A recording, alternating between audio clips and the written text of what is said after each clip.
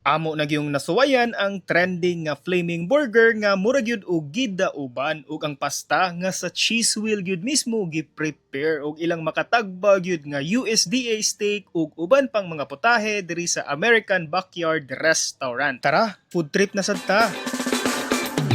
Kung nangita mo kan-anan nga presentable, aesthetic ug IG worthy kaayo nga presentations kay pwede gyud kaayo ni. Usasad sa naganahan ako kay ang ilang dining area which offers privacy gyud kay naka-couch ug mag-atubangay gyud mo magkaon. So guys, ang una gyud natong tilawan is ang steak kay mausad gyud ni ang highlight niya, naka-promo pa gyud ni siya. This will cost you 880 pesos no for one, pero kung duha imong paliton tag 1499 na lang, and this is their USDA rib eye steak niya. Ang ganahan gina kong pagkaluto niya is ganahan jud og medium, so makita niyo puwa-puwa pa na no. Yeah, tilawan na to.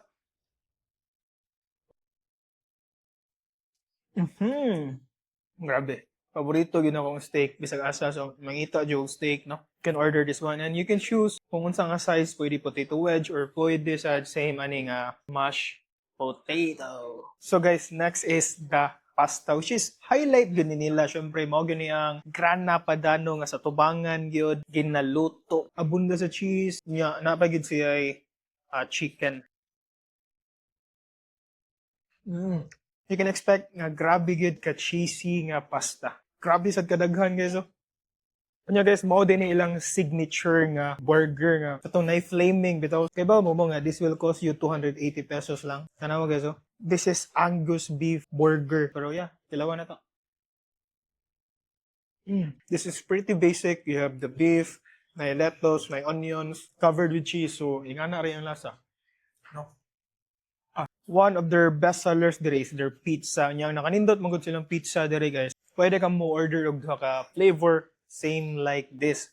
This one is their backyard pizza. It has a spinach, night truffle. And this one is their meat aioli. Ang pizza dire is nigpis, thin crust siya and crispy good. And guys, if ganahan sa bitaw ka og flavors of Jamaican, you can order this Jamaican chicken nila guys. Ito lami ang pagkaluto, klaro kayo. Half chicken siya, press og sa leg part. Very aromatic and flavorful na kayo sa baho pa lang daan. So, tilawan na to. Kahumok, kalami. Baga kayang unod sa breast niya nga part. Grabe. Lami ah.